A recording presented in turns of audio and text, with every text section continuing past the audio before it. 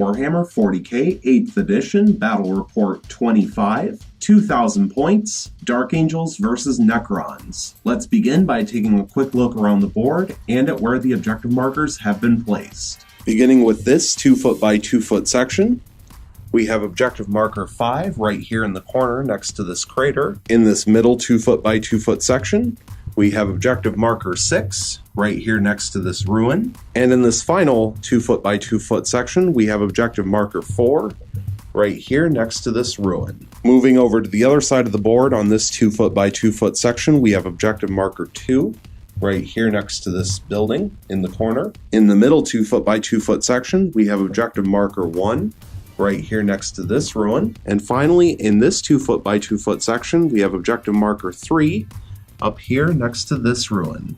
A reminder that this is the big rulebook Maelstrom of War mission, Cleanse and Capture, and so at the beginning of each player turn, each army will draw up to 3 new tactical objective cards until they have 3 that are active. Also a reminder that the Dark Angels will have 8 command points for this battle, and the Necrons will also have 8 command points available. So now we will roll for the random map deployment that the armies will be playing on, rolling a 2, which will be Dawn of War. On a 1, 2, or 3, the Dark Angels will set up on the left side, and the Necrons will deploy on the right side.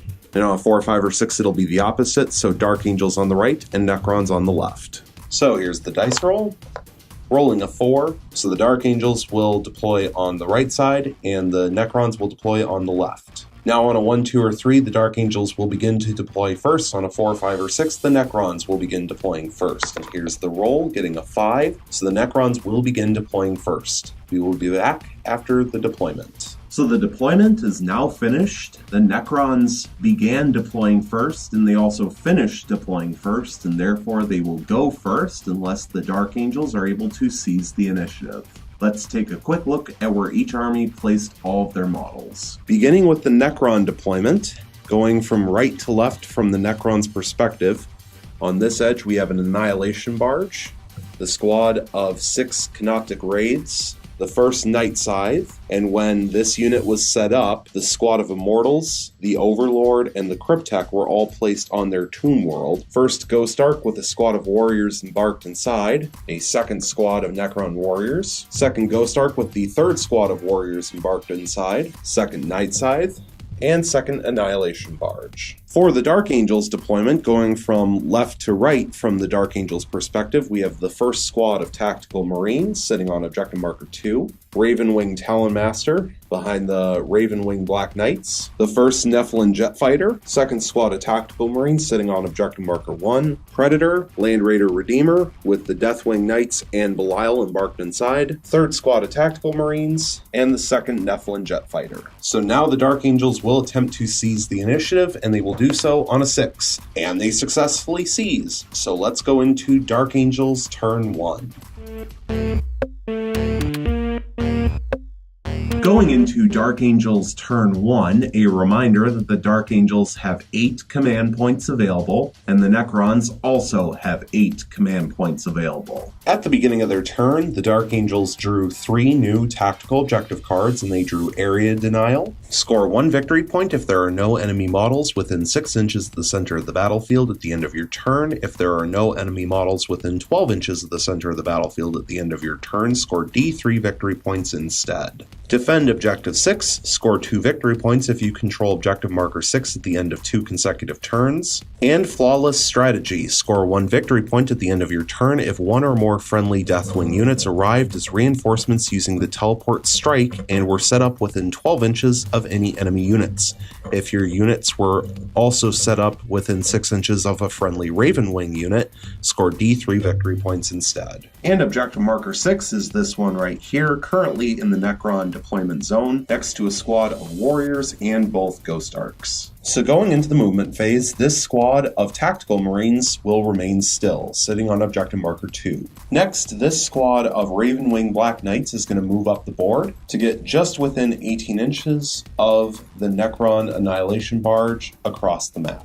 And so they moved up right to here. These two moved up 8 inches, these two moved up 9, this model moved up 10, and the sergeant moved up 11. This way, they are all just within 18 inches of this Annihilation Barge right here. And they do have a move characteristic of 14 inches, so they could have moved further if they wished. Next, the Ravenwing Talon Master is going to move up the board. It has a movement characteristic of 16 inches, but it's going to move up just enough to stay behind the Ravenwing Black Knights. And so the Ravenwing Talon Master moved 9 inches up to here, and he is now within 24 inches of the Annihilation Barge and the squad of 6 Canoptic Raids. Next, this squad of Tactical Marines sitting on Objective Marker 1 will remain still. Next, this Nephilim Jet Fighter is going to pivot to the right slightly, and then will fly up the board at least 20 inches, but less than 50. So the Nephilim Jet Fighter pivoted and flew up the board 30 inches to there. The Predator will remain still. The Land Raider Redeemer is going to move 10 inches up the board, and the Land Raider Redeemer will finish its movement right here. This squad of Tactical Marines is going to move up the board up to 6 inches towards Objective Marker 3, and they will also declare an advance. And here's their advance roll, getting 6 additional inches for up to 12 inches of total movement. And so this squad of Tactical Marines ended up in the ruin, now sitting on Objective Marker 3. Finally, the last Nephilim Jet Fighter is going to move straight up the board, no pivoting, at least 20 inches, but less than 50. And so the Nephilim Jet Fighter flew up the board to here, making sure to stay over an inch away from any enemy models, namely this Annihilation Barge. Going into the shooting phase, we will begin by having this squad of 6 Ravenwing Black Knights fire their plasma talons, since they are Assault 2 18-inch weapons, with standard shots into this Annihilation Barge. And the Dark Angels are also going to use the stratagem Weapons from the Dark Age for 1 command point, bringing them from 8 down to 7. Use this stratagem just before a Dark Angel's unit from your army attacks in the shooting phase. Increase the damage characteristic of that unit's plasma weapons by 1 until the end of the phase. For the purpose of this stratagem, a plasma weapon is any weapon profile whose name includes the word plasma. So 12 shots against the Annihilation Barge, hitting on 3s and getting 8 hits, and they're standard shots, so the 1s don't kill any models, which is why we can roll them all together. Strength 7 versus Toughness 6 means wounding on 3s, rerolling 1s thanks to the Ravenwing Talon Master, and rolling no 1s. So getting 6 wounds. Minus 3 AP, so no save for the Annihilation Barge, which means all 6 will go through, and they will do 2 damage apiece, thanks to the stratagem instead of 1, but because of that, the Annihilation Barge can utilize its quantum shielding, and we'll roll dice for each of the attacks, and on a roll of a 1, it will ignore them. So Necron's hoping for lots of 1s, and they roll 1-1, which means that 10 damage will go through, and Annihilation Barges only have 8 wounds to start with. And so even if they re-rolled one of them using a command point, that Annihilation Barge would still be killed off. And there are no units around, so it won't matter, but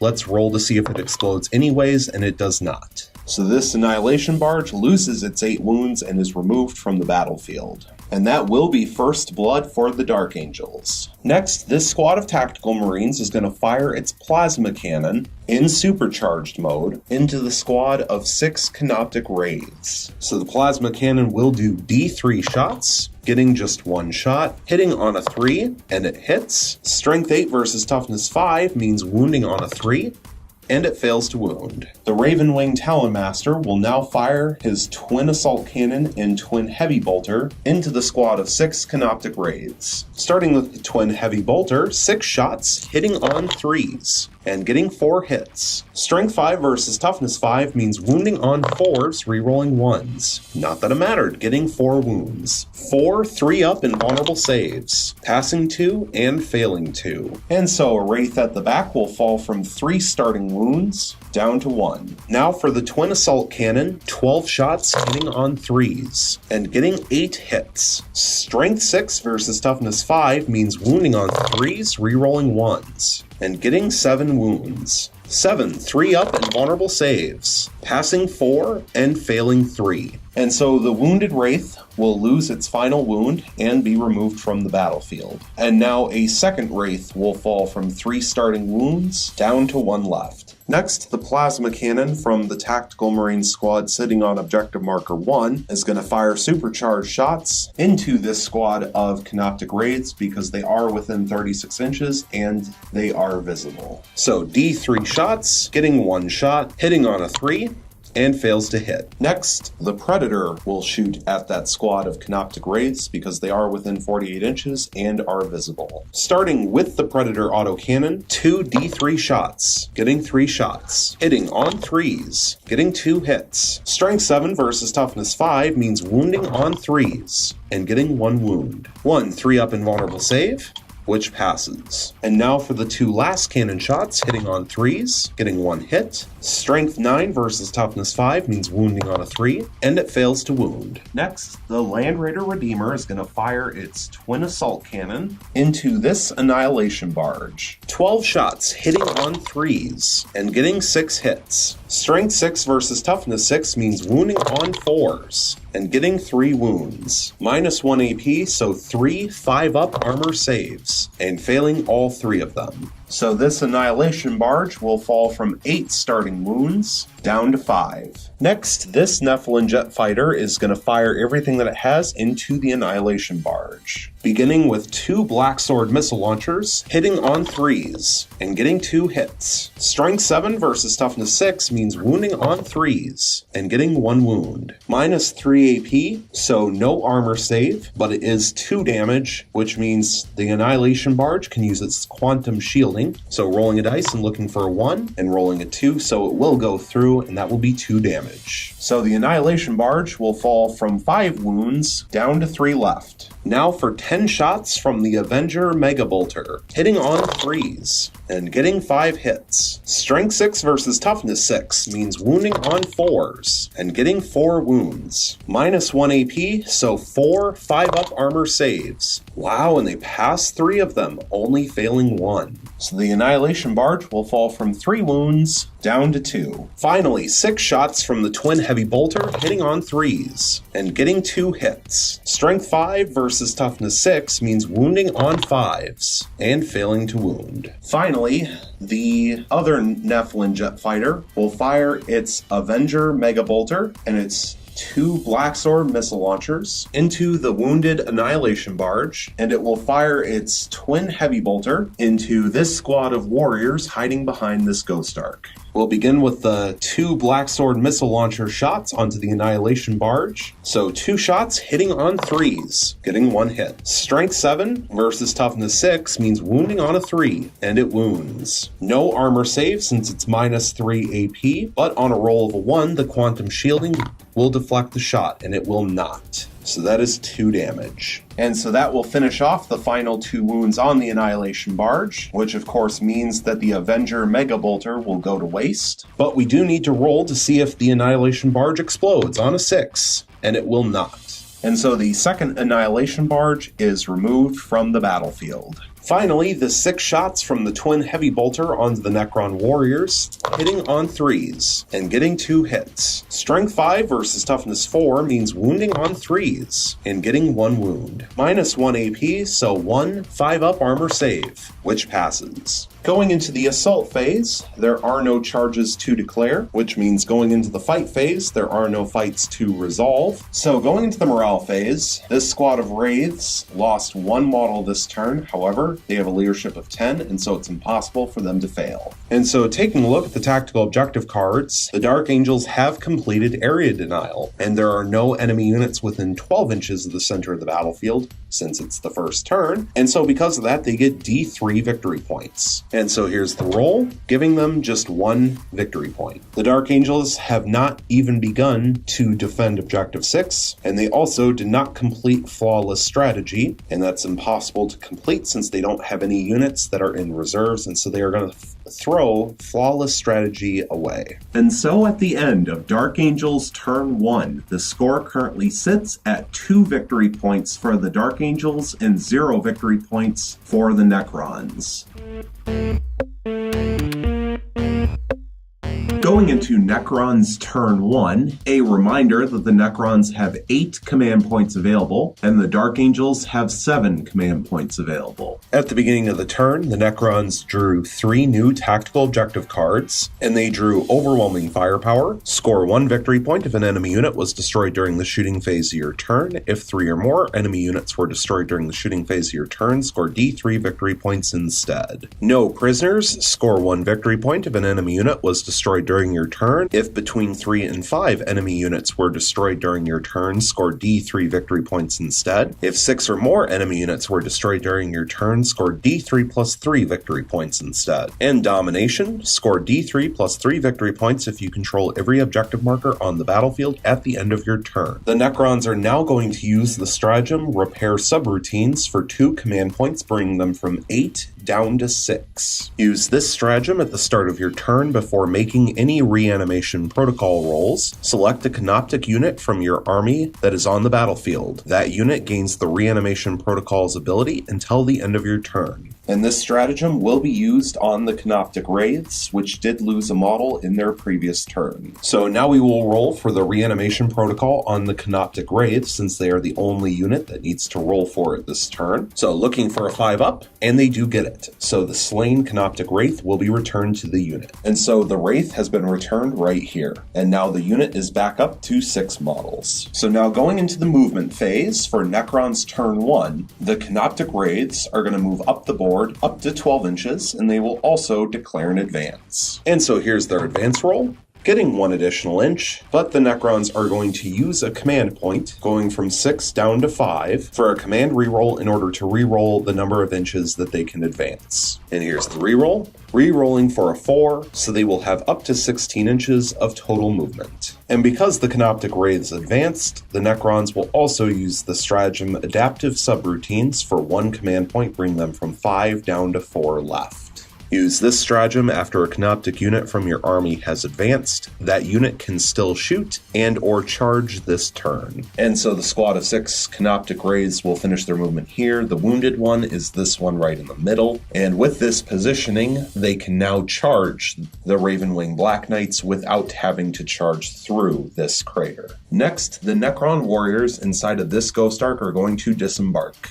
And the Necron warriors will finish their disembarkation like so. The warriors will now move up to 5 inches up the board, and they will finish their movement like so. These 2 standing on the edge of the crater, this one's already fallen over and he won't stand up properly, so wobbly model. He is supposed to be right here standing up. This guy will probably also fall over sometime, so he is supposed to be about there. Next, this Ghost Ark, which can move up to 12 inches, is going to move just 5 inches up the board to stay right behind the squad of Necron warriors that disembarked. And it will finish its movement like so. Now this squad of Necron warriors will move up the board less than 5 inches just to be in better position to hold objective marker 6. And so they will finish their movement like so, making sure to stay within 3 inches of the Ghost Ark. Next, the Necron warriors inside of the second Ghost Ark will now disembark out in front. And so they will finish their disembarkation like so. And now the squad of newly disembarked Necron warriors will move up the board up to 5 inches. And they will finish their movement like so. However, this model and this model have both fallen over on the edge of the crater, so they will be considered very wobbly, and we will reposition them as necessary when it's important to do so. And now this Ghost Ark is going to move up to 5 inches up the board to remain right behind those Necron warriors. And it will finish its movement like so. Next, this Night Scythe is going to pivot slightly and then move up the board at least 20 inches, but less than 60.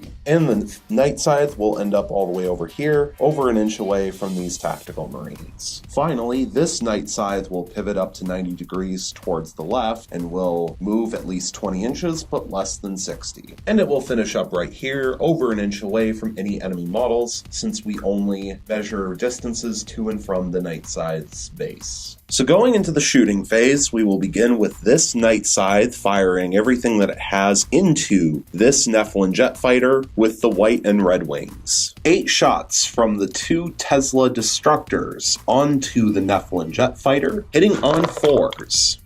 and getting 5 hits, and 3 of them are 6s, which generate 3 hits instead of 1. So the Knight Scythe actually got 11 hits out of 8 attacks. Strength 7 versus Toughness 6 means wounding on 3s. And getting 8 wounds. No AP, so 8 3-up armor saves. And passes 6, failing 2, and they're only 1 damage apiece. So the Nephilim Jet Fighter will fall from 10 wounds down to 8. And so now the Necrons are going to use the stratagem Methodical Destruction. For 2 command points, bring them from 4 down to 2 left. Use this stratagem after a Sawtech unit from your army has inflicted an unsaved wound on an enemy unit. Add 1 to hit rolls for friendly Sawtech units that target the same enemy unit during this phase. So that will cancel out the -1 to hit rolls for being hard to hit on the Nephilim Jet Fighter. And so now the other Knight Scythe, the silver one, which is slightly further away but still within range, will fire everything that has into the Nephilim Jet Fighter. So 8 shots with the 2 Tesla Destructors hitting on 3s. And it didn't make a difference this time. Only getting 4 hits. Strength 7 versus Toughness 6 means wounding on 3s, and getting 3 wounds. 3 3-up armor saves, passing 2 and failing 1. So the Nephilim Jet Fighter will fall from 8 wounds down to 7. Next, this squad of 10 Necron warriors sitting on objective marker 6 are within 24 inches of the Nephilim Jet Fighter, and so they will fire at full range into it. 10 shots with their gauze flares, hitting on 3s. Getting 7 hits. Strength 4 versus Toughness 6 means wounding on 5s. And getting 3 wounds. -1 AP, so 3 4-up armor saves. Passing 1 and failing 2. So the Nephilim Jet Fighter will fall from 7 wounds down to 5. Next, this Ghost Arc is going to fire its 2 Gauze Flare arrays at full range into the same Nephilim Jet Fighter. Since the Jet Fighter is about 13.5 inches away, only 10 shots. Hitting on 3s, getting 5 hits. Strength 4 versus Toughness 6 means wounding on 5s, and getting 1 wound.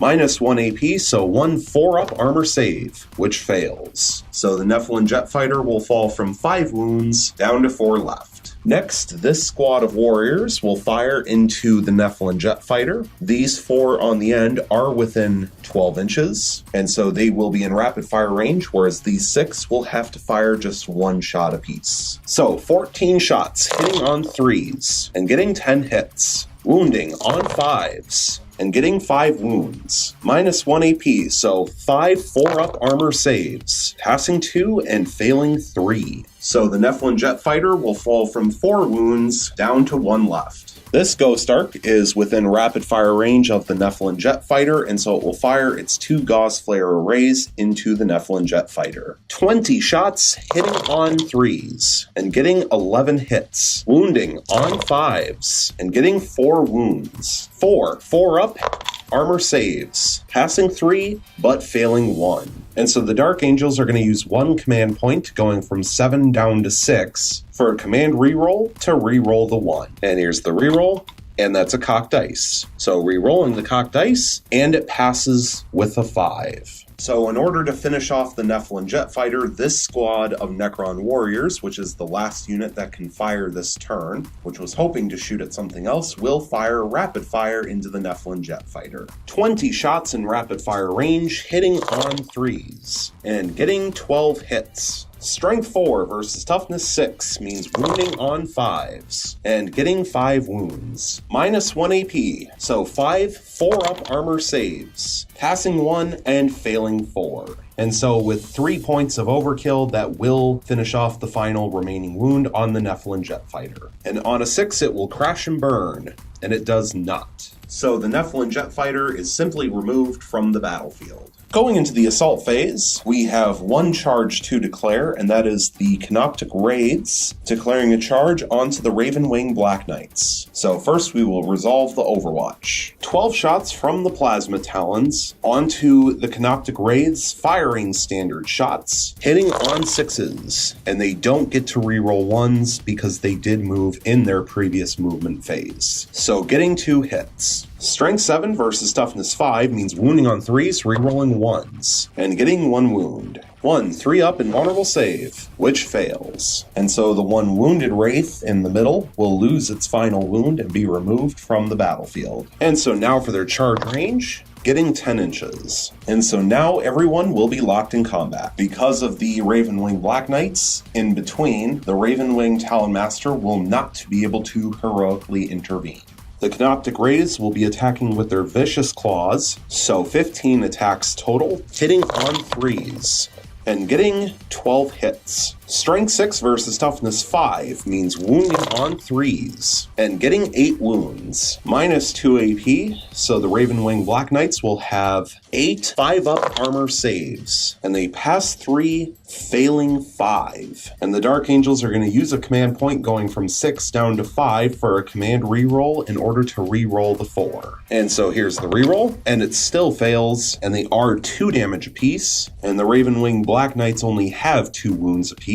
So that is 5 dead Ravenwing Black Knights. So that means all 5 regular models will be killed off, leaving only the Sergeant alive. And so the Canoptic Wraiths will now consolidate, now that their fight is done, and before the Sergeant strikes back, and they are just within 4 inches, which means that the Talon Master wouldn't have been able to heroically intervene anyways, because he wouldn't have been within 3, but they are just within 4 inches of the Ravenwing Talon Master, which means they can consolidate up to 3 inches, and then be within an inch of the Ravenwing Talon Master. And while that means the Talon Master will be able to fight, he will then have to fall back next turn if he wishes to shoot, and then can't charge. So the 4 that aren't in base to base will consolidate like so, and now we will resolve the Sergeant's attacks back onto the Wraiths. So the Ravenwing Huntmaster, which is what the Sergeant is called, will have 3 attacks with his Corvus Hammer onto the Canoptic Wraiths, hitting on 3s, and getting 3 hits. Strength 5 thanks to the Corvus Hammer versus Toughness 5 of the Wraiths means wounding on 4s, rerolling 1s, getting 2 6s and a fail. But wound rolls of 6 up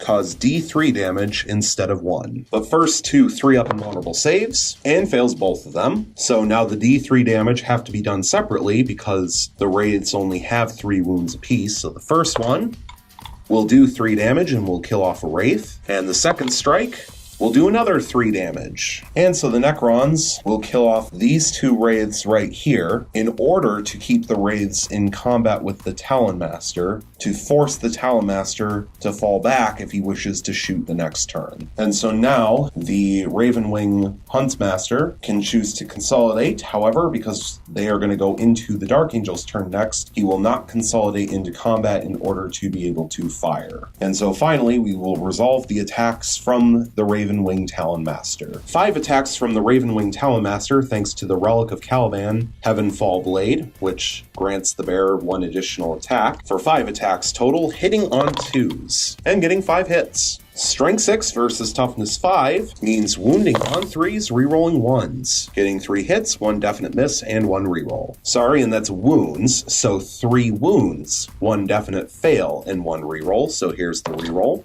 and getting another wound. 4 3-up invulnerable saves, passing 3 and failing 1, and it will do D3 damage, and it'll do another 3 damage. So 1 more Wraith is killed off. So going into the morale phase, this unit of Wraiths lost 4 models this turn. However, they have a leadership of 10, so it's impossible for them to fail. Also in the morale phase, this squad of Ravenwing Black Knights lost 5 models this turn, and the Sergeant has a leadership of 8. However, they have the special rule Inner Circle, which means they automatically pass morale checks. So the Ravenwing Huntmaster will not kill himself in the morale phase. And so taking a look at the tactical objective cards for the Necrons, they did complete overwhelming firepower for 1 victory point, thanks to shooting down the Nephilim jet fighter, but that was the only Dark Angels unit that was destroyed during this turn by the Necrons, and so they only get 1 victory point for no prisoners as well, and they do not control all of the objective markers on the map, so they failed to complete domination, and in fact, because that one is going to be fairly difficult to achieve, they will throw domination away.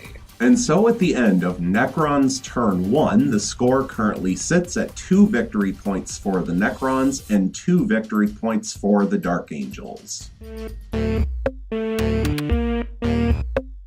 Going into Dark Angels Turn 2, a reminder that the Dark Angels have 5 command points available, and the Necrons have 2 command points available. Also a reminder that the Dark Angels held on to the tactical objective card Defend Objective 6 from the previous turn. And so the Dark Angels drew 2 new tactical objective cards to bring them up to 3, and they drew Blood and Guts, score 1 victory point if an enemy unit was destroyed during the fight phase of this turn. If 3 or more enemy units were destroyed during the fight phase this turn, score D3 victory points instead. And Secure Objective 1, score 1 victory point if you control Objective Marker 1 at the end of your turn. And Objective Marker 6 is this one right here, currently in the Necron deployment zone, being held by multiple Necron units. And Objective Marker 1 is this one right here, currently being held by this squad of Dark Angels Tactical Marines. But before we go into the Dark Angels movement phase, I do need to acknowledge a mistake and make a correction very quickly, and that is that in Dark Angels Turn 1, this squad of Necron warriors was shot at by the Nephilim jet fighter, which has since been destroyed with its twin heavy bolter, and I mistakenly said that it hit on 3s, when in fact it should have been hitting on 2s because it has the special rule Strafing Run, which would have made a massive difference because it rolled 3 2s, and so it should have gotten 5 hits total instead of just 2 out of the 6 shots. Luckily, because there was 3 points of overkill on the Nephilim jet fighter which finished it off, the 3 extra hits would not have made any difference from the Necron perspective when attacking the Nephilim jet fighter. So we will go back and resolve those 3 hits, but if any Necron warriors are killed off, it will not have made a difference. So resolving the 3 extra hits on that squad of Necron warriors, wounding on 3s, and getting 2 wounds, -1 AP, so 2 5-up armor saves, and both fail. However, then in the Necron phase, they would have had 2 opportunities for reanimation, once at the beginning of the movement phase thanks to the warriors themselves, and once at the end of the movement phase thanks to the Ghost Arc. So the first attempt at reanimation looking for 5-ups, and they passed one failing one, and so the one that failed gets an extra attempt,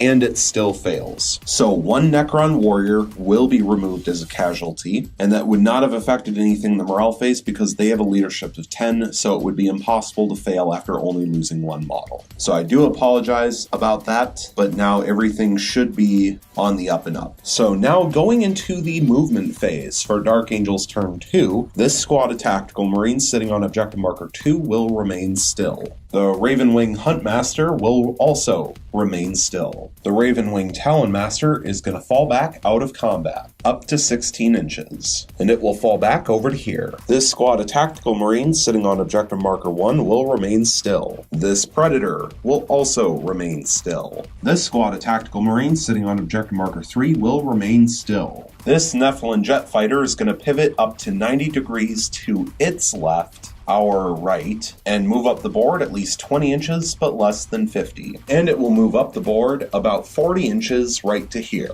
All of the units inside of this Land Raider Redeemer are going to disembark.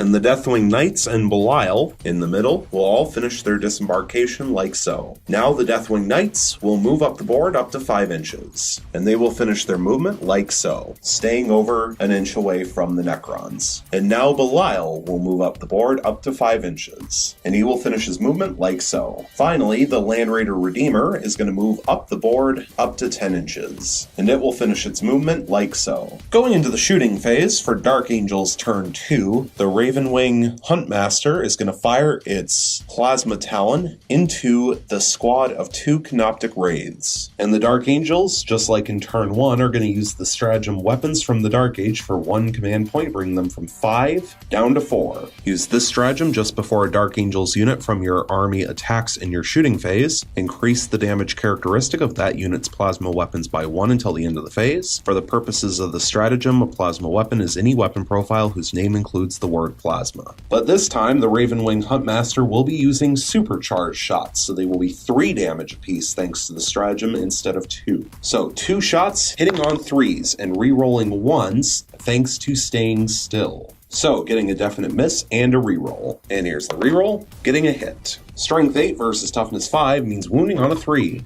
and it wounds. 1 3-up invulnerable save, which fails. And because it is 3 damage, the Necrons are going to use 1 command point going from 2 down to 1 left in order to use a command reroll to reroll the 2. And here's the reroll, and it passes with a 6. So saving a Canoptic Wraith's life. So now this Tactical Marine squad is going to fire into that same squad of Canoptic Wraiths. The 3 regular Marines with bolt guns will have to fire at full range. The Sergeant is within rapid fire range with his bolt gun, so he will fire rapid fire. And the Plasma Cannon will fire supercharged shots. So starting with D3 shots from the Plasma Cannon, and getting 1 shot. Hitting on a 3, and it hits. Wounding on a 3, and it wounds. 1 3-up invulnerable save, which fails. But they did not use the stratagem, so it's only 2 damage instead of 3. So 1 Canoptic Wraith will fall from 3 wounds down to 1 left. Now for the 4 bolt gun shots, hitting on 3s. And sorry, there should be a 5th one in there, because the Sergeant is firing 2 shots. And re-rolling 1s, thanks to standing still. So 1 hit, 1 definite miss, and 3 re-rolls. And here's the re-rolls, only getting 1 additional hit. Strength 4 versus Toughness 5 means wounding on 5s, and failing to wound. So now the Ravenwing Talonmaster will fire his twin heavy bolter into the squad of Canoptic Wraiths, and he will fire his twin assault cannon into the Silver Night Scythe. 6 shots with the twin heavy bolter onto the Wraiths, hitting on 3s, getting 3 hits. Strength 5 versus Toughness 5 means wounding on 4s and re-rolling 1s. Wow, and that's bad. Getting 2 fails and 1 re-roll. And here's the re-roll. Getting a wound. 1 3-up invulnerable save, which fails. And so that will take off the final wound from the wounded Wraith, and he is removed from the battlefield. Now for the 12 shots from the twin assault cannon into the Night Scythe, hitting on 4s and getting 6 hits. Strength 6 versus Toughness 6 means wounding on 4s, re-rolling 1s. That's a little bit better, getting 4 wounds, 1 fail, and 1 re-roll. And here's the re-roll. Still failing to wound. Minus 1 AP, so 4 4-up armor saves. Passing 2 and failing 2. So the Night Scythe will fall from 12 wounds down to 10. And of course, when I was putting the wounds down for the Night Scythe, I bumped the table, and apparently it was hard enough that it knocked over, and then he rolled around for a second. So I tried to set him up where I thought he was, but this might not have been the exact spot. So I tried to set him up as close as possible to where I remembered he was, but if he's in a different position, that's why. It's because he's very top heavy, and it's very easy to fall over for these raids. Next, this Predator is going to fire everything it has into the Silver Night Scythe, starting with the 2 last cannons, hitting on 3s, hitting on 4s because of hard to hit from the Night Scythe, but getting 1 hit either way. Strength 9 versus Toughness 6 means wounding on a 3, and it wounds. Minus 3 AP, so 1 6-up armor save, which fails. And it will do D6 damage, doing just 1 damage. And the Dark Angels are going to use a command point going from 4 down to 3 for a command reroll in order to reroll the damage. And here's the reroll. So now it will do 3 damage. So that will drop the Night Scythe from 10 wounds down to 7. 2 D3 shots from the Predator autocannon. Wow, that's a bad roll, and getting only 2 shots. Hitting on 4s, and getting a hit. Strength 7 versus Toughness 6 means wounding on a 3, and it wounds. Minus 1 AP, so 1 4-up armor save, which passes. Next, this squad of Tactical Marines will fire everything that they have into the Silver Night Scythe right in front of them. Starting with the Plasma Cannon, which will do D3 shots, getting 2 shots, and it is supercharged. I think I forgot to mention that, but it is supercharged, so hitting on 4s and getting 2 hits. Strength 8 versus Toughness 6 means wounding on 3s and getting 2 wounds. Minus 3 AP, so 2 6-up armor saves and failing both. And that is 2 damage apiece, which will do 4 damage total, which will drop the Night Scythe from 7 wounds down to 3. And now 8 shots from the bolt guns, hitting on 4s and re-rolling 1s, and that is an amazing roll. 7 hits and 1 re-roll. This is making up for the awful rolls from the Predator. And here's the re-roll, still failing to hit. Strength 4 versus Toughness 6 means wounding on 5s and getting 2 wounds. 2 3-up armor saves. wounds, passing 1 and failing 1. So this Night Scythe will fall from 3 wounds down to 2. Next, this squad of Tactical Marines is going to fire the 4 bolt guns in the squad at full range into this squad of Necron Warriors, and they will fire their plasma cannon in supercharged mode into the Silver Night Scythe. So starting with the plasma cannon, D3 shots, getting 1 shot, hitting on a 4, and it hits, wounding on a 3, and it wounds, 1 6-up armor save, which fails, and it does do 2 damage since it's supercharged, and the Necrons cannot use their last command point to reroll that because they've already used a command reroll during the shooting phase, and so that Night Scythe is killed off. But does it crash and burn on a 6? And it does not.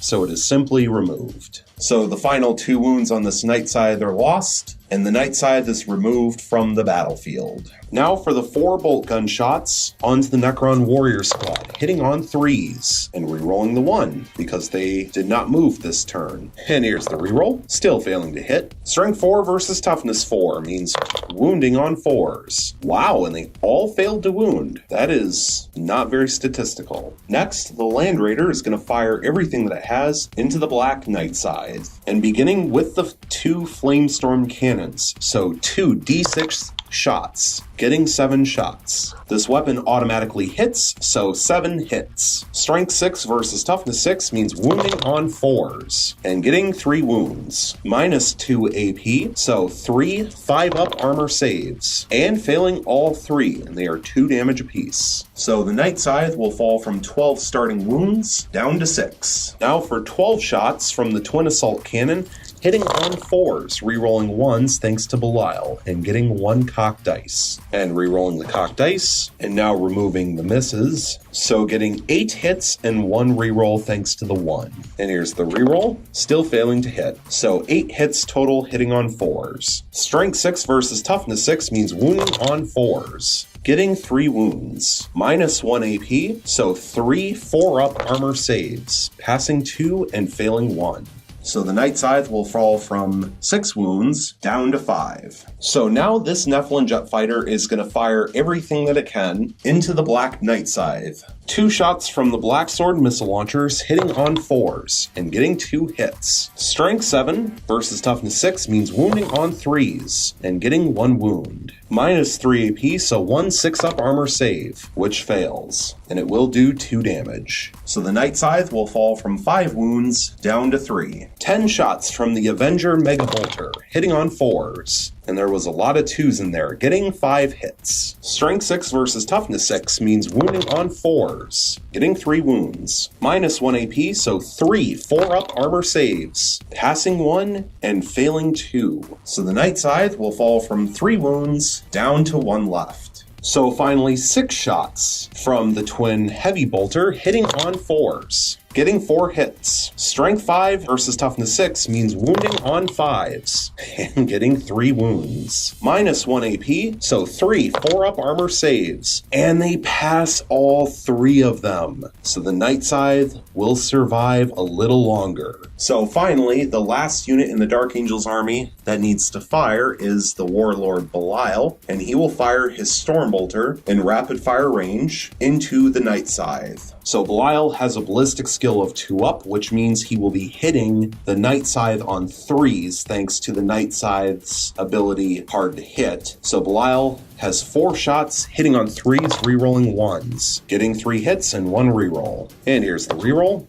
Still failing to hit. Strength 4 versus Toughness 6 means wounding on 5s and getting 1 wound.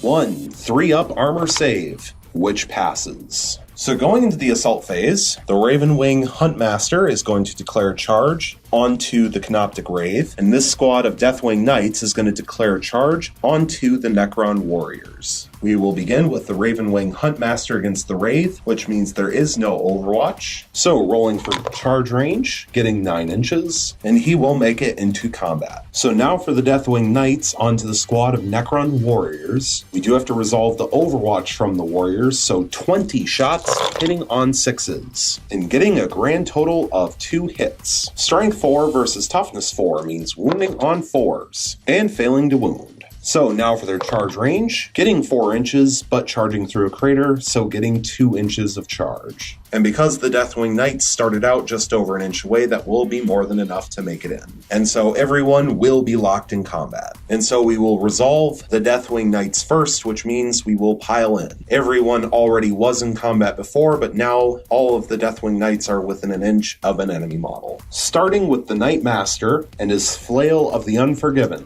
3 attacks, hitting on 3s, re-rolling thanks to Belial. So getting 2 hits and 1 reroll. And here's the reroll, getting a 3rd hit. Strength 6 versus Toughness 4 means wounding on 3s and getting 2 wounds. They are minus 3 AP, so the Necron Warriors will not get an armor save, and they are 2 damage apiece. And the Flail of the Unforgiven does not lose its excess damage. Instead, it keeps putting the damage on more models until either the squad is destroyed or all of the damage has been allocated.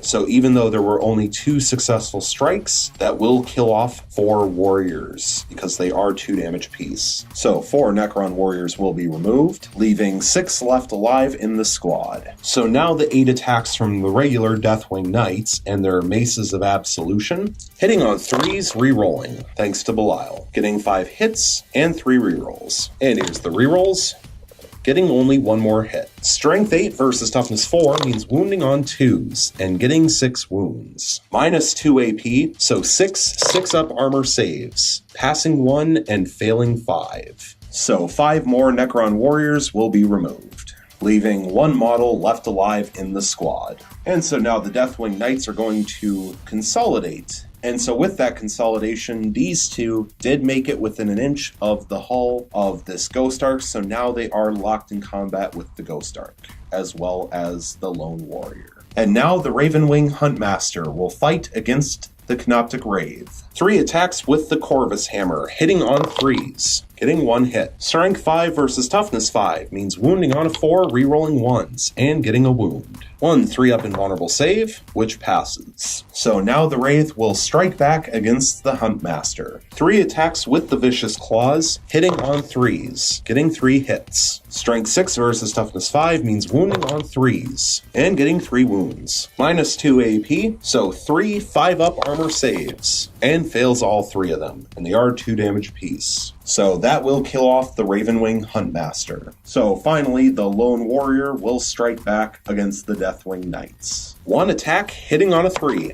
and it hits. Strength 4 versus Toughness 4 means wounding on a 4, and it fails to wound. Also, now that the Deathwing Knights have consolidated, the Ghost Ark will get to fight against the Deathwing Knights. 3 attacks from the Ghost Ark, hitting on 6s, getting 1 hit. Strength 6 versus Toughness 4 means wounding on a 3, and it fails to wound.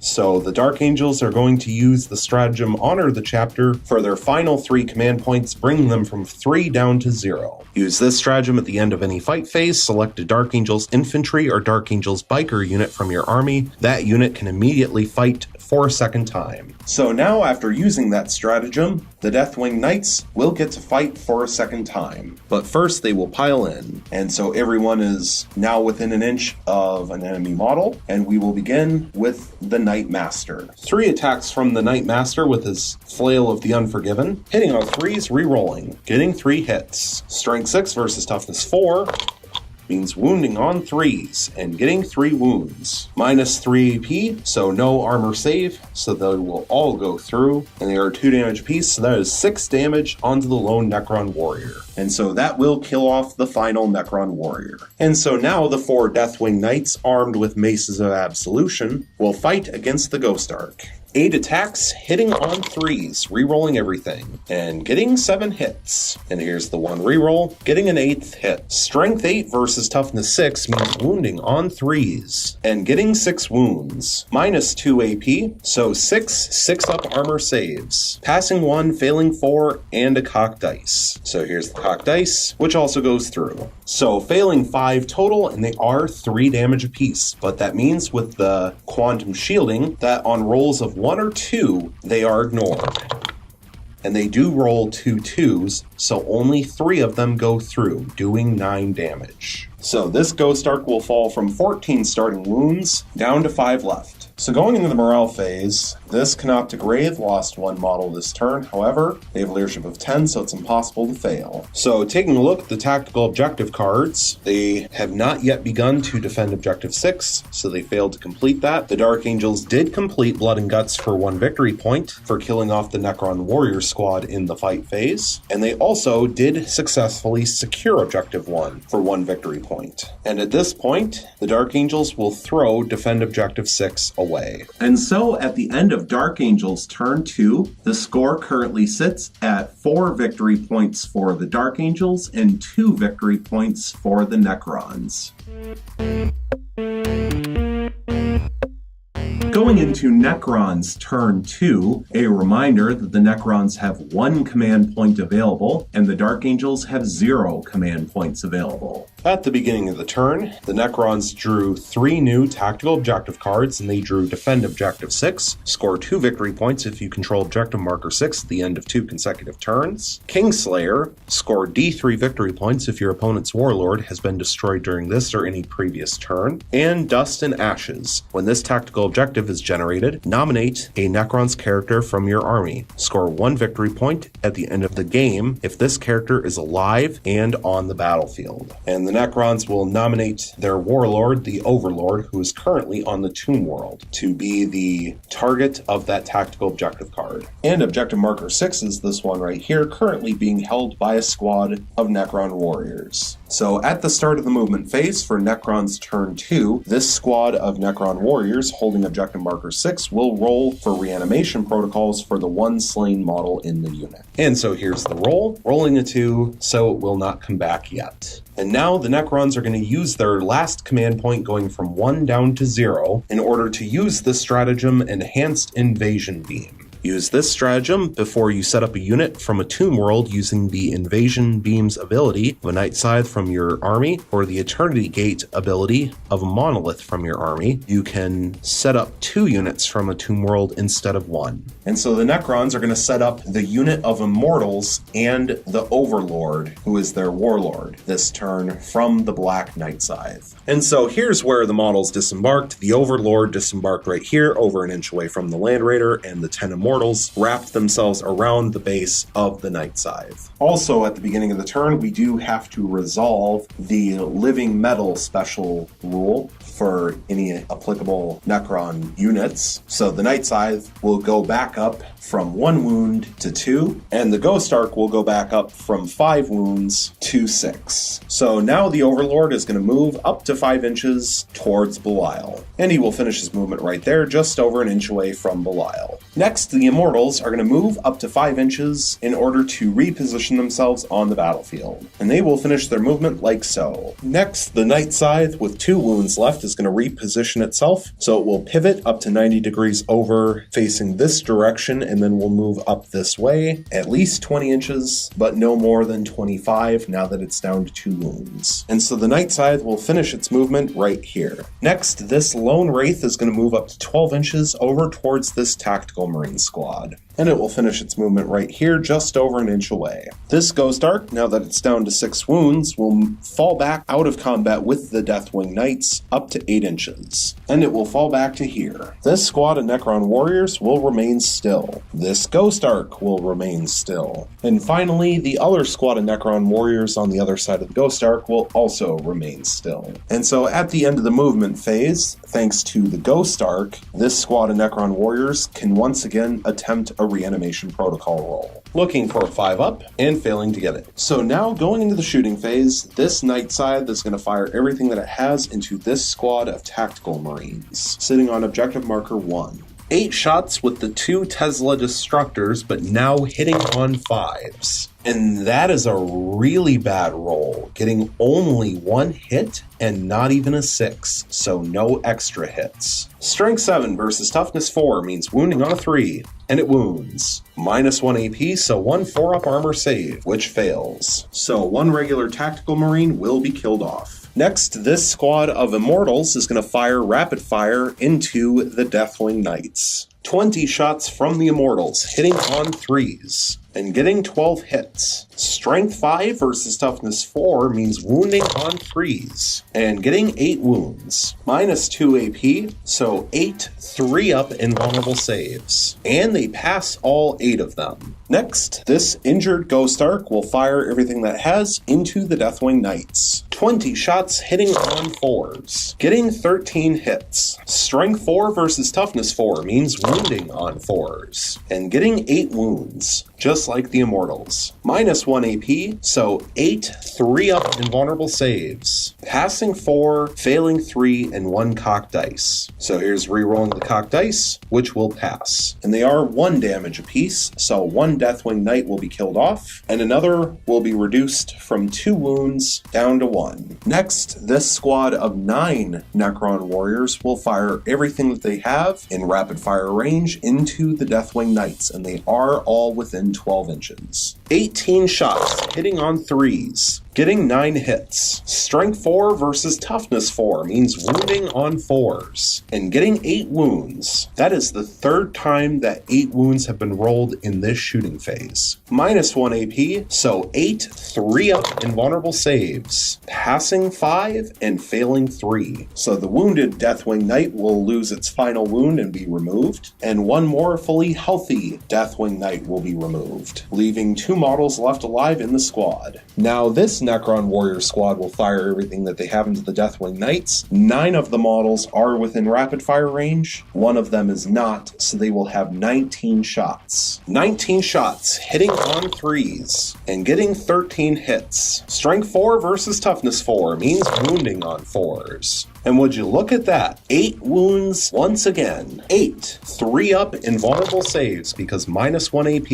and they pass 7, failing only 1. So the last regular Deathwing Knight will fall from 2 starting wounds down to 1. And so then finally, this Ghost Ark will fire everything that it has into this squad of Deathwing Knights. 20 shots hitting on 3s and getting 16 hits. Strength 4 versus Toughness 4 means wounding on 4s. And oh my goodness, for the 5th time in a row, it's 8 wounds. How? They didn't even roll any 4s that time. It's all 5s and 6s. How are they rolling 8 wounds every single time? How? Why? Someone please explain down in the comments. Minus 1 AP. So 8 3-up invulnerable saves, and they fail 3 of them, passing 5. And the Dark Angels have no command points left to re-roll anything, so that will remove the 1 wounded Deathwing Knight, and it will also kill off the Knight Master. And I would like to take a moment at the end of the shooting phase to appreciate the fact that between the Immortals, the 2 Ghost Arks, and the 2 squads of warriors, they did a combined total of 97 shots onto those Deathwing Knights, which resulted in exactly 40 wounds, since every single squad rolled 8 wounds, whether they were wounding on 3s or 4s. 97 shots, 40 wounds, 10 failed 3-up invulnerable saves to exactly, precisely wipe out the full squad of Deathwing Knights. So going into the assault phase, this Canoptic Wraith will declare charge onto the squad of Tactical Marines. The Overlord will declare multi-charge onto Belial and the Land Raider, and the Immortals will also declare multi-charge onto Belial and the Land Raider. So we will begin with the Canoptic Wraith onto the Tactical Marines, which means we will first resolve Overwatch. Starting with the Plasma Cannon, which will fire supercharged shots because it did not move in the previous movement phase, so they can re-roll failed hit rolls of 1, even though it's an Overwatch. So D3 shots, getting 2 shots, hitting on 6s, and failing to hit. Now 8 bolt gun shots, hitting on 6s, getting 1 hit. Strength 4 versus Toughness 5 means wounding on a 5, and it wounds. And 1 3-up invulnerable save, which fails of course. So the Canoptic Wraith will fall from 3 starting wounds down to 2, but he is just over an inch away, so he will automatically make it in.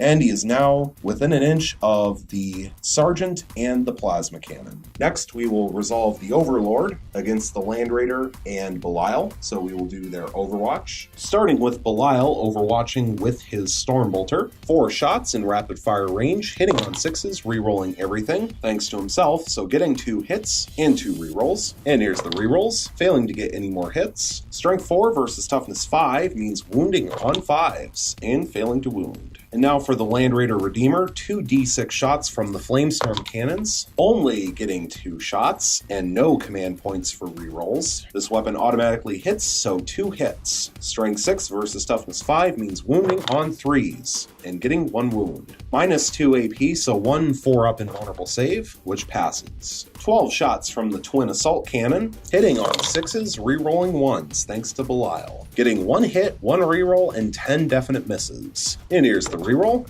Still failing to hit. Strength 6 versus Toughness 5 means wounding on a 3, and failing to wound. Of course. And here's the Overlord's charge range, getting 7 inches, which is enough for him to charge all the way around through the crater and end up in combat with both. So the Overlord is now in combat over here, which means now we will resolve the charge range for the squad of Immortals, and there will be no Overwatch, since both the Land Raider and Belial are now locked in combat. So here's their charge range, getting 9 inches. And so now the Immortals are in combat like so, with everyone in combat. There was enough space between Belial and the Land Raider for one Immortal to squeeze through, to get in between, to get some extra people in base contact with both. And so now we will resolve the Overlord. So the Overlord has 3 attacks base with his Artifact of the Aeon, Void Reaper, and he will place all 3 attacks onto Belial. He has a weapon skill of 2 up, however, Belial forces opponents to subtract 1 from hit rolls in the fight phase against him. So 3 attacks hitting on 3s. Not that it matters, getting 2 hits. And with the Artifact, he always wounds on 2s.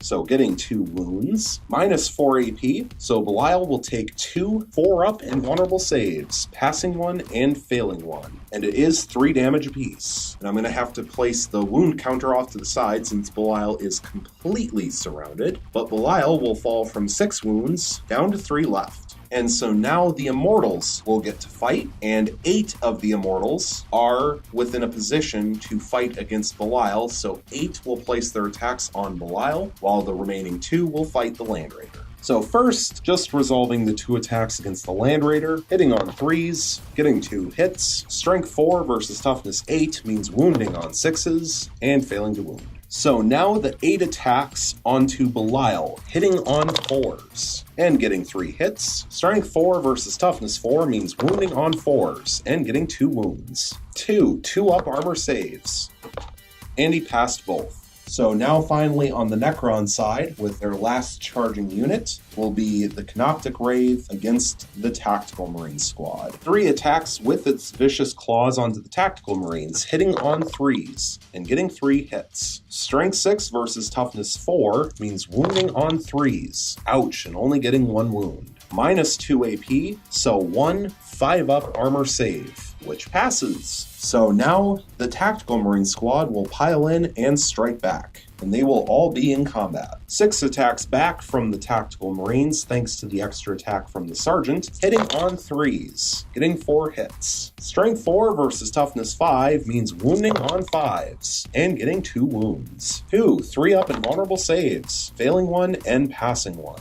So the Canoptic Wraith will fall from 2 wounds down to 1. Now Belial will strike against the Overlord. Belial has 4 attacks base with the Sword of Silence, and he will place all of his attacks onto the Overlord, hitting on 2s, rerolling, and getting 4 hits. And this weapon always wounds on a 2-up, so getting 4 wounds. Minus 3 AP, so 4 4-up invulnerable saves, passing 1 and failing 3, and they are 2 damage apiece. And the Overlord only has 5 starting wounds, so the Overlord is struck down and slain. And that is Slay the Warlord for the Dark Angel. Immortals. So finally, the Land Raider will now strike against the Immortals. 6 attacks from the Land Raider, hitting on 6s, rerolling 1s, and failing to hit. Going into the morale phase, this squad of Tactical Marines lost 1 model this turn. However, the Sergeant has leadership of 8, and so it's impossible for them to fail. So taking a look at the tactical objective cards, the Necrons are now 1 turn into defending objective 6. They failed to achieve Kingslayer, and it's not the end of the game, so they couldn't have finished Dust and Ashes. However, the Overlord has now been killed off, so they will throw that one away because it's now impossible to achieve. And so at the end of Necrons Turn 2, the score currently sits at 2 victory points for the Necrons and 5 victory points for the Dark Angels.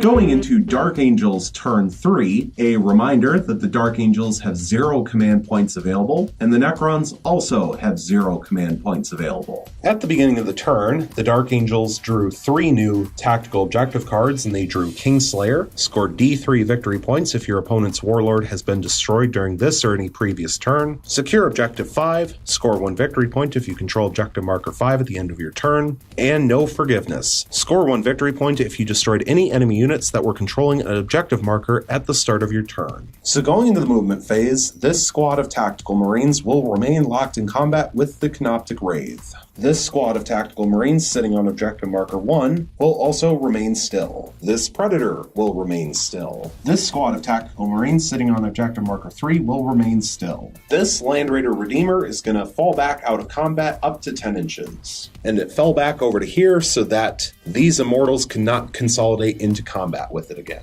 Belial will remain locked in combat with the Immortals. This fully healthy Nephilim jet fighter is going to pivot 90 degrees over in this direction and then will move up the board at least 20 inches, but no more than 50. And it will finish its movement right here. Finally, the Ravenwing Talonmaster is going to move up to 16 inches over into this area. And it will finish its movement right here. So going into the shooting phase, the Dark Angels will begin by having this squad of Tactical Marines fire everything that they can into the Night Side to try to finish it off. Starting with one of the regular Marines throwing a crack grenade, hitting on a 4. And it hits. Strength 6 versus Toughness 6 means wounding on a 4. And it wounds. -1 AP, so 1 4-up armor save, which fails. And it will do D3 damage. And it does 3 damage. So one of the Tactical Marines chucked a crack grenade up into the air, it hit the Night Scythe, and finishes off the final 2 wounds on the Night Scythe.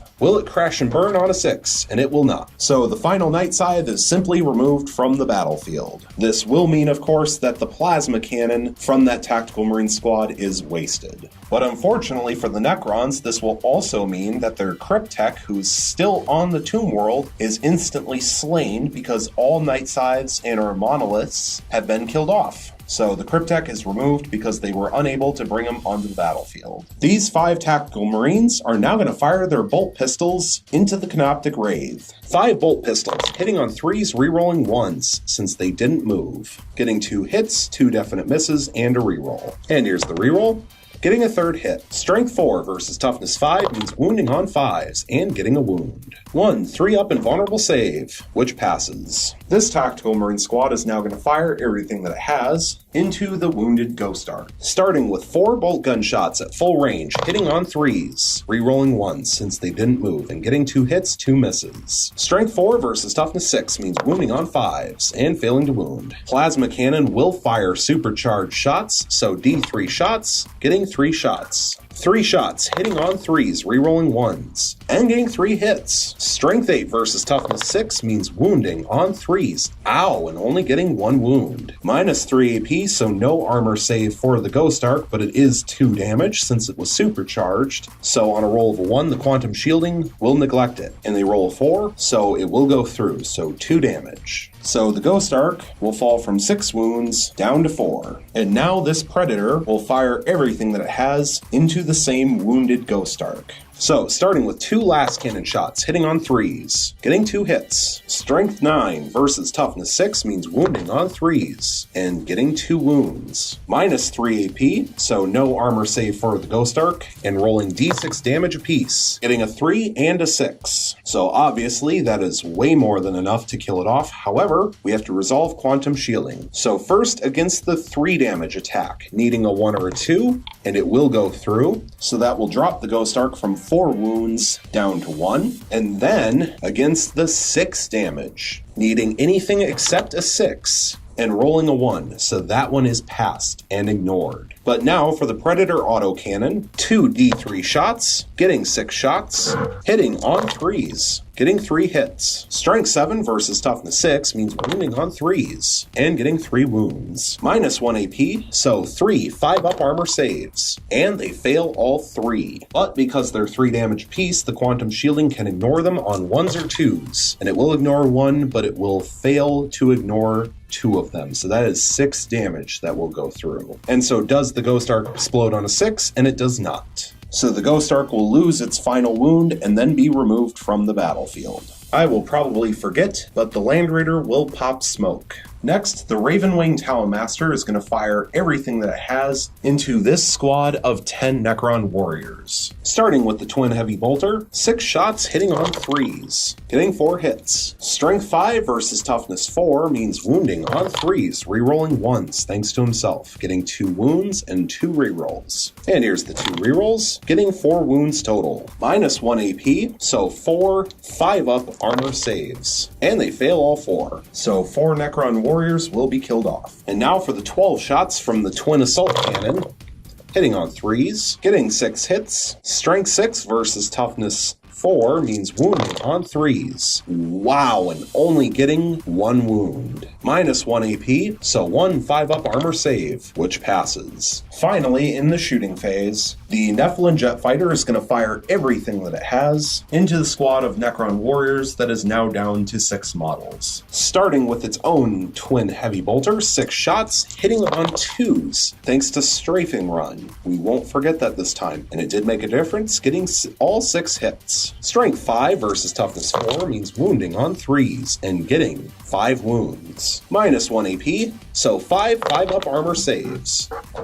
Failing 4, passing 1. So 4 more warriors will be removed, and now that the only models left are in the crater, they will be able to take advantage of the +1 to their saving throw because of it. 2 shots from the Black Sword missile launchers, hitting on 2s thanks to Strafing Run, getting 1 hit. Strength 7 versus Toughness 4 means wounding on a 3, and it fails to wound. Finally, 10 shots from the Avenger Mega Bolter, hitting on 2s, getting 9 hits. Strength 6 versus Toughness 4 means wounding on 3s, getting 8 wounds, minus 1 AP, but plus 1 AP thanks to the crater, so 8 4-up armor saves. And they passed 5, but failed 3. And so the final 2 models are removed. So going into the assault phase, there's only 1 charge to declare, and that will be the Ravenwing Talonmaster charging into the Ghost Ark. So we will first resolve the Overwatch. 20 shots hitting on 6s, and getting 3 hits. Strength 4 versus Toughness 6 means wounding on 5s, and getting 1 wound. Minus 1 AP, so 1 4-up armor save, which will pass. And here's the charge range, getting 4 inches. And so the Ravenwing Talonmaster will now be locked in combat with the Ghost Ark. So going into the fight phase, we will resolve the Ravenwing Talonmaster first. His 5 attacks base with the Heavenfall Blade, hitting on 2s, getting 4 hits. Strength 6 versus Toughness 6 means wounding on 4s, rerolling 1s, and getting 2 wounds. Minus 3 AP, so no armor save for the Ghost Ark, and they do D3 damage apiece. That'll be 3 damage apiece for 6 damage total. But that does mean that the Ghost Ark can attempt to deny on 1s or 2s thanks to quantum shielding, and it will deny 1 of them, so only 3 damage will go through. So the Ghost Ark will fall from 14 starting wounds down to 11. And now units that did not charge will get to go, going back and forth between Dark Angels and Necrons, starting with Dark Angels since it's their turn. So this squad of Tactical Marines will fight first against the Canoptic Wraith. So 6 attacks, thanks to the extra attack from the Sergeant, hitting on 3s and getting 5 hits. Strength 4 versus Toughness 5 means wounding on 5s. And they failed to wound.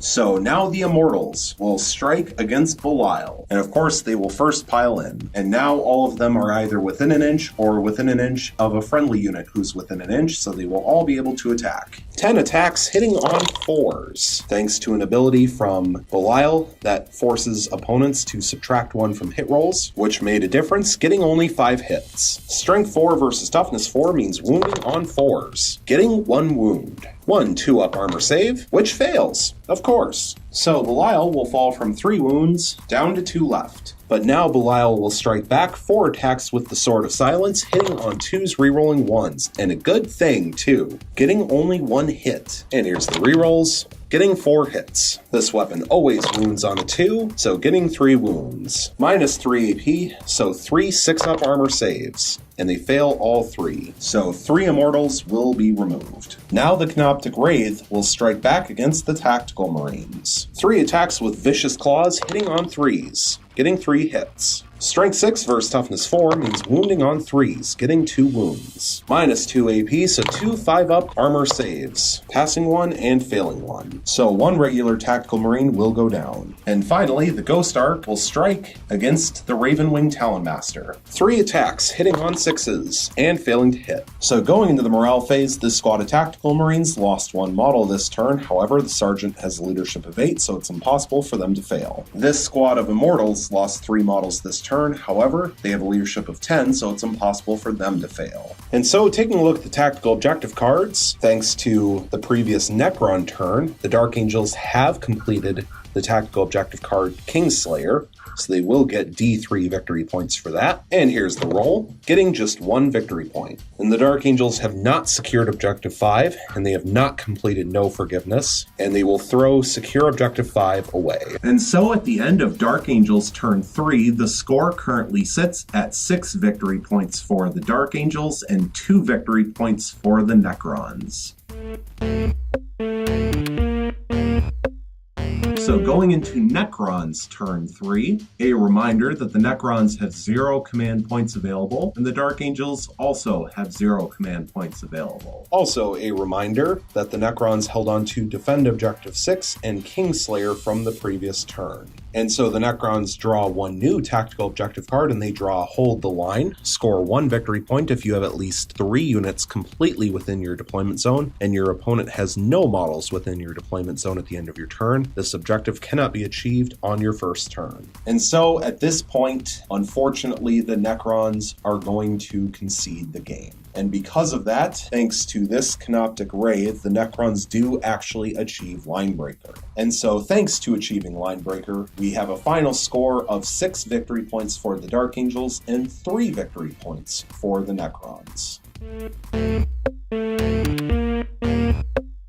So now that the game is over, and it's been announced that the Dark Angels have achieved a major victory thanks to a concession from the Necrons, with the final score of 6 for the Dark Angels in victory points and 3 victory points for the Necrons, I can go over 1 or 2 of my final thoughts on this game, namely, of course, the reason for conceding. And to be fair, it is a little closer than I'd like for there to be a concession, at least in terms of the victory points, because of course the Necrons are 1 turn into holding and defending Objective 6, so that would get them 2 victory points, and they're close to killing Belial, since he's down to 2 wounds, so that would give them Slay the Warlord, and of course that's an extra 3 victory points, which would make it 6-6. However, there is no guarantee that that Canoptic Wraith is going to live through this fight phase, unless it falls back, but then that will just give the Dark Angels a chance to shoot it that much easier next turn. And so if it stays in combat with those Tactical Marines, there's of course the chance that the Tactical Marines will finish it off in close combat, especially since the Canoptic Wraith has not been able to kill those Tactical Marines very quickly, only killing 1 in 2 separate fight phases. And so if that Canoptic Wraith dies, that takes away Linebreaker, of course, and is just 1 less unit on the board for the Necrons. Speaking of which, the Necrons are down to a total of only 4 units on the board, counting the 1 wound Canoptic Wraith. They have the squad of Immortals, the 1 squad of Warriors sitting on objective marker 6 and a slightly injured Ghost Dark, but that's it. And part of the problem with that is they only have 2 units that could actually be within their own deployment zone, so they will not be able to achieve Hold the Line. And while I do realize that if they killed Belial, they would get D3 victory points for Kingslayer, but the problem is there is a fully healthy Land Raider right next to those Immortals, but far enough away so they can't consolidate into combat with it in order to force it to fall back again. And so the problem is that Land Raider is going to be able to just open fire and destroy anything in its path. And between the fully healthy Land Raider, fully healthy Predator, fully healthy Nephilim Jet Fighter, and fully healthy Ravenwing Talon Master, the Dark Angels just have too much firepower on the table left, and the Necrons, because of that, are fairly close to being table. Maybe not next turn, but definitely by the end of turn 5 before the game ends. And so it doesn't matter how many victory points the Necrons are able to achieve this turn if they end up getting tabled in the end. And that's of course the other problem for that Canoptic Wraith, is that if we go through the entire Necron turn and into the next Dark Angels turn, there's enough firepower spread around that there's nothing stopping the Dark Angels from having that Tactical Marine squad fall back, and while they can't shoot, the Nephilim Jet Fighter could move over in that direction and shoot everything into the Canoptic Wraith. So most likely that Canoptic Wraith is dead within a game turn, almost guaranteed at this point. Not fully, but close enough. And the Ghost Ark, Warrior Squad, and Immortal Squad, none of those 3 squads are at full health. They've all lost either wounds or models at this point. Now the Warriors have only lost 1 model, and possibly they'd get it back with reanimation, but I would feel comfortable at this point saying that within a couple turns, a couple of game turns, the Necrons would have a very good chance of being tabled, especially if they fail to kill off Belial. And that's the other problem, is that those Immortals that are in combat with Belial, if they fall back so that the Warriors and Ghost Ark can shoot Belial, they then can't do anything.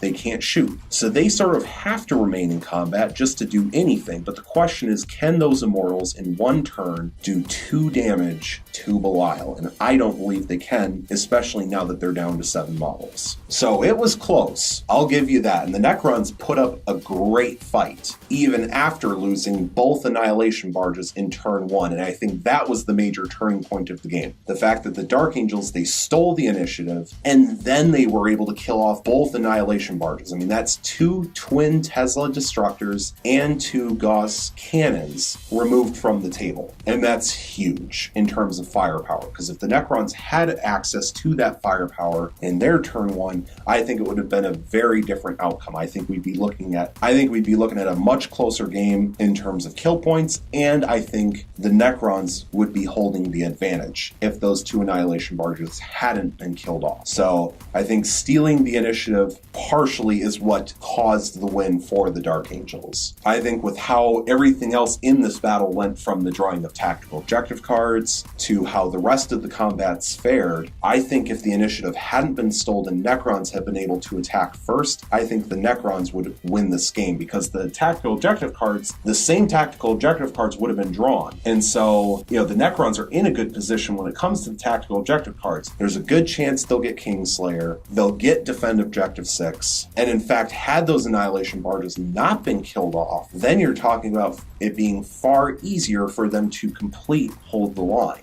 I think the other major point to hit on before I end my rambling here is the fact that both Night Scythes took a lot more damage and were killed off much faster than the Necrons liked. The fact that one Night Scythe was killed off and then the other one was reduced to 1 wound in Dark Angels turn 2 before any units had arrived from the Tomb World caused a problem. Because obviously they had to use their last command point in order to bring 2 units in instead of 1 from 1 Night Scythe, because the other one had been killed off. But the problem is that meant the Cryptek couldn't be brought in, which meant that when the second Night Scythe was killed off in Dark Angels turn 3, the Cryptek was slain automatically without a chance to come in. So once again, I think that shows the importance of the fact that the Dark Angels stole the initiative, because, and they didn't even shoot the Night Scythes turn 1. The fact that in turn 2, within a single turn, they killed off one Night Scythe and severely crippled the other. Just shows how important it was for the Necrons to have that turn 2 first, so that everything could disembark before the Night Scythes got destroyed. But even with all of that, it was still a really close game, so I really hope you enjoyed, especially with all the crazy dice rolls, like the fact that the 5 different units from the Necrons all rolled 8 wound rolls each. What? Exactly 8. Like, not even around 8, like, oh, they averaged 8. No, like 8, 8, 8, 8, 8. That's it. Just crazy. So I really hope you enjoyed this video. I really enjoyed making it. Thank you so much for watching, and stay tuned for the next one.